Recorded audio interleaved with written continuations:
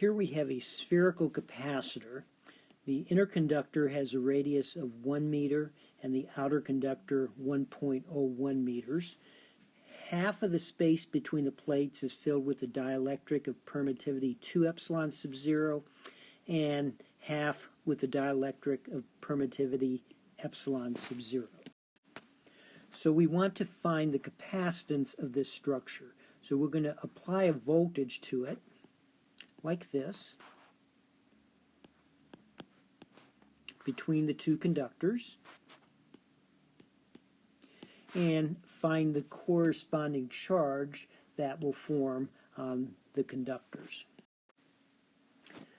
Let me refer to the dielectric in the upper part of the capacitor as A and in the lower part of the capacitor as B. Now we know that the voltage drop across the capacitor is minus the integral from the outer conductor to the inner conductor of E dot dl. So integrating through dielectric B or through dielectric A has to result in the same potential because that is being set by the battery we're attaching to the capacitor. So to get the same electric field intensity profile in A and B means that there's going to be a higher density of free charge on the inner conductor in region B than on the inner conductor in region A, because material B will polarize more than material A will. So on the inner conductor in region A, we have surface charge density rho sub SA, and on the inner conductor in the region of dielectric B, the surface charge density is rho sub SB. So here we're looking at the lines of electric flux density in dielectric A and B, and because of the spherical symmetry of the capacitor, we know that these electric flux densities will have a spherical symmetry. They will only point in the A sub r direction and only depend on the component r.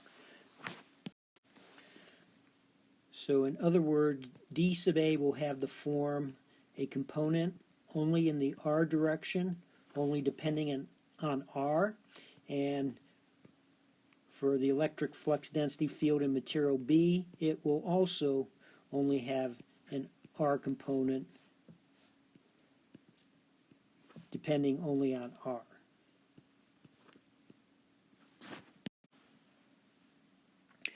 So here I've drawn in a Gaussian surface that consists of a half of a sphere on this side, and this side is just a flat portion.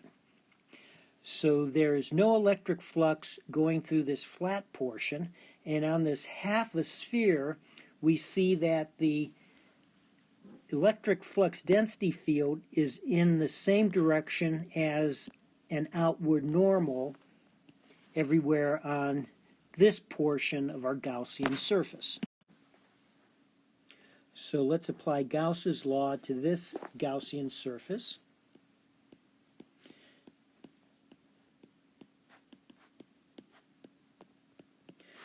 Okay, so D has the form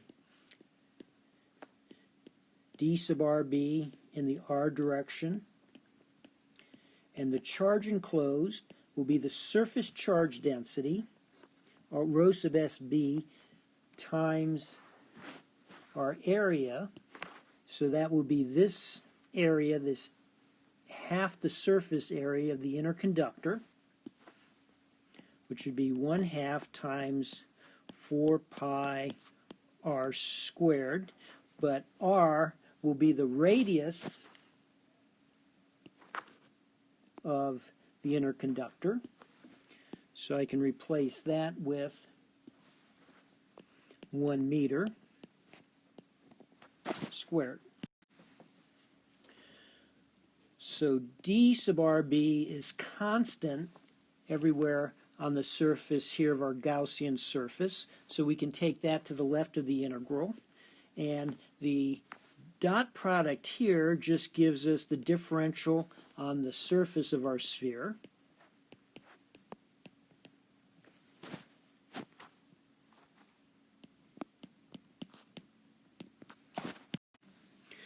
So this integral will give us the area of this spherical portion of our Gaussian surface. So that's half the area of a sphere of radius r. Solving, we obtain d sub rb is equal to rho sub sb over r squared. Similarly, we find d sub ra is equal to rho sub sa over r squared. Dividing our electric flux density fields by the permittivities in the two regions, we can get the electric field intensities in the two regions. The voltage between the two conductors is minus the integral of E dot dl from R equals 1.01 to R equals 1. Whether we integrate through material B or through material A, we have to get the same result. So you can conclude that rho sub SB over 2 must equal rho sub SA. Let's perform this integration to get the potential in terms of rho sub SA. The integral of dr over r squared is minus 1 over r. So here is the result of the integration, and our limits of integration are 1 and 1.01. So completing the integration, we get the potential across the two conductors is rho sub SA over epsilon sub 0 times 0.01. Now let's find the charge on our capacitor. The charge consists of the charge on the top half of the inner conductor plus the charge on the bottom half of the inner conductor. The charge on the top half is the charge density on the top half times half the area of a sphere of radius 1 meter. The charge on the bottom half is the surface charge density on the bottom half times half the surface area of a sphere of radius 1 meter. For rho sub SB, we will substitute 2 rho sub SA. So the total charge is 6 pi times rho sub SA. The capacitance is Q over V, and Q is 6 pi rho sub SA.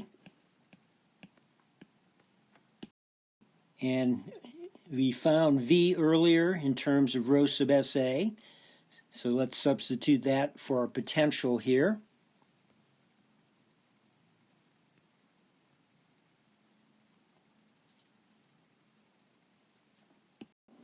The rho sub SA's cancel, and we're left with 6 pi epsilon sub 0 times 10 to the second. Substituting for epsilon sub 0, 6 pi over 36 pi will leave us a 6 in the denominator. So we have 1/6 times 10 to the minus 7 farads, or 1.7 times 10 to the minus 8 farads.